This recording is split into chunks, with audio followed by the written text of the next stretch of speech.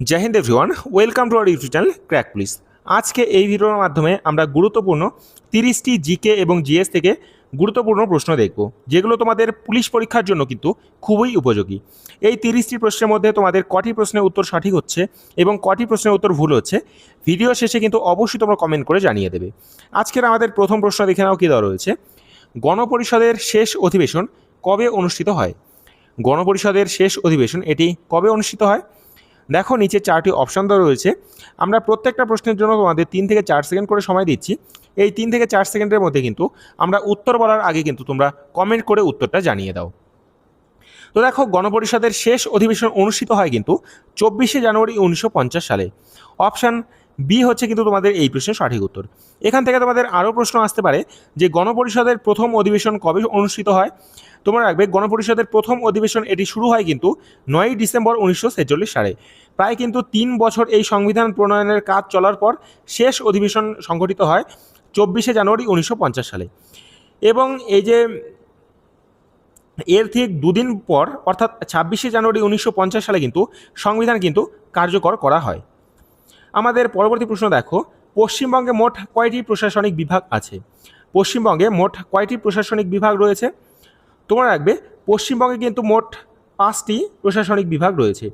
এখানেও option B হয়ে যাচ্ছে কিন্তু তোমাদের এই প্রশ্নের সঠিক উত্তর। আমাদের পরবর্তী প্রশ্ন দেখো, ভারতের প্রধান প্রদর্শনী টেক্সটাইল ফেস্টিভ্যাল 2026 কোথায় অনুষ্ঠিত হয়েছিল? একটি তোমাদের কারেন্ট অ্যাফেয়ার্সের প্রশ্ন। ভারতের প্রধান প্রদর্শনীয় টেক্সটাইল ফেস্টিভ্যাল 2026 এটি কোথায় অনুষ্ঠিত হয়েছে? তোমরা রাখবে, এটি অনুষ্ঠিত হয়েছে কিন্তু নিউ দিল্লিতে। অপশান সি হচ্ছে কিন্তু তোমাদের এই প্রশ্নের সঠিক উত্তর। আমাদের পরবর্তী প্রশ্ন দেখো, যে ভারতের বৃহত্তম জাতীয় উদ্যান কোনটি? ভারতের বৃহত্তম জাতীয় উদ্যান কোনটি? তোমরা রাখবে, লাদাখে অবস্থিত হেমিস জাতীয় উদ্যান এটি কিন্তু ভারতের মধ্যে সবচেয়ে বৃহত্তম এটি জাতীয় উদ্যান। অপশান সি হচ্ছে তোমাদের এই প্রশ্নের সঠিক উত্তর। পরবর্তী প্রশ্ন দেখো, এটিও একটি কারেন্ট অ্যাফেয়ার্সের প্রশ্ন। দেখো, কমনওয়েলথ 2026 গেমসের জুডো ইভেন্টে ভারতের হয়ে প্রথম স্বর্ণপদক জয়ী কে? ইদানিং 2-4 দিন আগের ঘটনা। কমনওয়েলথ 2026 গেমসে জুডো ইভেন্ট ভারতের হয়ে প্রথম স্বর্ণপদক জয়ীকে। তো কী হবে এই প্রশ্নের সঠিক উত্তর? তোমরা রাখবে, অস্মিতা দে হচ্ছে কিন্তু এই প্রশ্নের সঠিক উত্তর। তিনি কিন্তু এই জুডো ইভেন্টে কিন্তু সর্বপ্রথম স্বর্ণপদক জয়ী ভারতীয়। অপশন বি হচ্ছে কিন্তু তোমাদের এই প্রশ্নের সঠিক উত্তর। আমাদের পরবর্তী প্রশ্ন দেখো, গাড়ির হেডলাইটে কোন ধরনের দর্পণ ব্যবহার করা হয়? গাড়ির হেডলাইটে কোন ধরনের দর্পণ ব্যবহার করা হয়? তো কী হবে এই প্রশ্নের সঠিক উত্তর? তোমরা রাখবে, গাড়ির দর্পণে কিন্তু অধিবৃত্তাকার অবতল দর্পণ কিন্তু ব্যবহৃত করা হয়। অবতল দর্পণের যে ফোকাস রয়েছে তা বাল্বে রাখলে যে আলোক রশ্মি সমান্তরালভাবে অনেক দূর পর্যন্ত কিন্তু ছড়িয়ে পড়ে, তাই গাড়ির হেডলাইটে এই ধরনের দর্পণ কিন্তু ব্যবহার করা হয়ে থাকে। আমাদের পরবর্তী প্রশ্ন দেখো, এলাহাবাদ প্রশস্তি রচয়িতা কে? এলাহাবাদ প্রশস্তি এর রচয়িতা কে? তোমরা রাখবে, এই এলাহাবাদ প্রশস্তি এর রচয়িতা হচ্ছেন কিন্তু হরি সেন। অপশন বি হচ্ছে কিন্তু এই প্রশ্নের সঠিক উত্তর। এবং এই হরি সেন ছিলেন কিন্তু সমুদ্রগুপ্তের সভাকবি। আমাদের পরবর্তী প্রশ্ন আমরা দেখব, যে 42তম সংবিধান সংশোধনের মাধ্যমে প্রস্তাবনায় কোন শব্দগুলি যুক্ত হয়? 42তম সংবিধান সংশোধনের মাধ্যমে প্রস্তাবনায় কোন শব্দগুলি যুক্ত হয়? তো কী হবে সঠিক উত্তর? তোমরা রাখবে, 1976 সালে যে 42তম সংবিধান সংশোধন হয়েছে তাতে কিন্তু এই সমাজতান্ত্রিক, ধর্মনিরপেক্ষ এবং এই অখণ্ডতা এই শব্দ কটি কিন্তু যুক্ত হয়েছে। অপশান বি হচ্ছে তোমাদের কিন্তু এই প্রশ্নের সঠিক উত্তর। ফ্রেন্ডস, আমরা এই ভিডিওর টার্গেট রেখেছি শুধুমাত্র 100টি লাইক। তোমরা যারা ভিডিওটি দেখছো অবশ্যই কিন্তু আমাদের এই লাইকের টার্গেটটিকে কমপ্লিট করে দেবে, এবং তোমরা যারা চ্যানেলে নতুন তারা অতি অবশ্যই কিন্তু চ্যানেলটিকে সাবস্ক্রাইব করে দেবে। আমাদের পরবর্তী প্রশ্ন দেখো, টিকটিকির প্রধান শ্বাসঅঙ্গ কোনটি?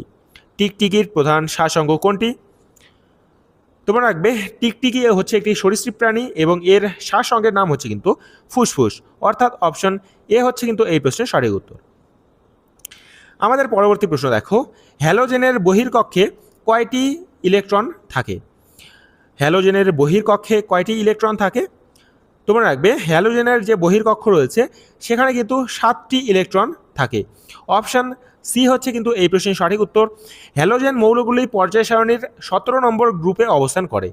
এর বহির্কক্ষে 7টি ইলেকট্রন থাকে, তাই এটি একটি ইলেকট্রন গ্রহণ করে সহজেই কিন্তু সেটি স্থিতিশীল অবস্থা লাভ করে। এটি কিন্তু তোমরা মনে রাখবে। আমাদের পরবর্তী প্রশ্ন দেখো, কার্পাস চাষের জন্য সবচেয়ে উপযুক্ত মৃত্তিকা কোনটি? কার্পাস চাষের জন্য সবচেয়ে উপযুক্ত মৃত্তিকা কোনটি? তোমরা রাখবে রেগুর মৃত্তিকা বা কালো মৃত্তিকা হচ্ছে কিন্তু এই কার্পাস চাষের জন্য কিন্তু একদম পারফেক্ট বা উপযুক্ত মৃত্তিকা। অপশান ডি হচ্ছে তোমাদের এই প্রশ্নের সঠিক উত্তর। আমাদের পরবর্তী প্রশ্ন দেখো, নিচের কোন ধাতুটি ছুরি দিয়ে সহজে কাটা যায় না? নিচের কোন ধাতুটি সহজে ছুরি দিয়ে কাটা যায় না? তো দেখো নিচে চারটি অপশান যে দেওয়া রয়েছে, এই চারটি অপশনের মধ্যে সোডিয়াম, পটাশিয়াম এবং লিথিয়াম, এই যে তিনটি অপশন রয়েছে, এই তিনটিকে কিন্তু ছুরি দিয়ে কাটা যায় না, কাটা যায় এবং কাটা যায় না কোনটিকে? কপারকে কিন্তু ছুরি দিয়ে কাটা যায় না। তো অপশান সি হয়ে যাচ্ছে কিন্তু তোমাদের এই প্রশ্নের সঠিক উত্তর। আমাদের পরবর্তী প্রশ্ন দেখো, চেঙ্গিস খানের অধীনে মঙ্গলরা ভারত আক্রমণ করেছিল কার শাসনকালে? কার শাসনকালে মঙ্গলরা ভারত আক্রমণ করেছে? কী হবে সঠিক উত্তর? তোমরা রাখবে ইলতুৎমিশের সময়কালে কিন্তু এই চেঙ্গিস খানের অধীনে মঙ্গলরা কিন্তু ভারত আক্রমণ করেছে। অপশন বি হচ্ছে কিন্তু এই প্রশ্নের সঠিক উত্তর। অস্পৃশ্যতা দূরীকরণ আইন কে প্রণয়ন করে? অস্পৃশ্যতা দূরীকরণ আইন কে প্রণয়ন করে? তোমরা রাখবে এটি প্রণয়ন করে কিন্তু ভারতের পার্লামেন্ট। অনুচ্ছেদ নম্বর 17 অনুসারে কিন্তু এই যে অস্পৃশ্যতা, এটি কিন্তু বিলাপ করা হয়েছে। অপশান ডি হচ্ছে তোমাদের এই প্রশ্নের সঠিক উত্তর। পরবর্তী প্রশ্ন দেখো, যে দক্ষিণ ভারতের শস্য ভাণ্ডার বলা হয় কোন অঞ্চলকে? দক্ষিণ ভারতের শস্য ভাণ্ডার বলা হয়, শস্যাগার বলা হয় কোন অঞ্চলকে? তো কী হবে সঠিক উত্তর? তোমরা রাখবে থাঞ্জাভুরকে কিন্তু দক্ষিণ ভারতের শস্যাগার কিন্তু বলা হয়। তামিলনাড়ু থাঞ্জাভুর কাবেরী নদীর বদ্বীপ অঞ্চলে কিন্তু এটি অবস্থিত। উর্বর মাটি এবং প্রচুর ধান উৎপাদনের জন্য কিন্তু একে দক্ষিণ ভারতের শস্যাগার কিন্তু বলা হয়। আমাদের পরবর্তী প্রশ্ন দেখো, একাধিক কোষ নিয়ে গঠিত জীবকে কি বলা হয়? একাধিক কোষ নিয়ে গঠিত জীবকে কি বলা হয়? তো কী হবে এই প্রশ্নের সঠিক উত্তর? তোমরা রাখবে তাকে বলা হয় কিন্তু বহুকোষী জীব, অর্থাৎ অপশান ডি হচ্ছে তোমাদের এই প্রশ্নের সঠিক উত্তর। পরবর্তী প্রশ্ন দেখো, 2021 সালের মোপলা বিদ্রোহ কোথায় শুরু হয়? 2021 সালের মোপলা বিদ্রোহ এটি কোথায় শুরু হয়? তোমরা রাখবে কেরলের মালাবার অঞ্চলে কিন্তু 2021 সালে এই মোপলা বিদ্রোহ কিন্তু শুরু হয়। অপশান সি হয়ে যাচ্ছে এই প্রশ্নের সঠিক উত্তর। ভারতের প্রথম কোন রাষ্ট্রপতি পদে থাকাকালীন মারা যায়? ভারতের প্রথম কোন রাষ্ট্রপতি পদে থাকাকালীন মারা যায়? কী হবে সঠিক উত্তর? তোমরা রাখবে জাকির হোসেন, তিনি কিন্তু পদে থাকাকালীন কিন্তু মারা যান এবং তিনি ছিলেন কিন্তু ভারতের তৃতীয় রাষ্ট্রপতি। 1969 সালে কিন্তু রাষ্ট্রপতি পদে দায়িত্ব পালন করার সময় কিন্তু তার মৃত্যু হয়। আমাদের পরবর্তী প্রশ্ন আমরা দেখব, স্বতন্ত্র পার্টির প্রতিষ্ঠাতা কে?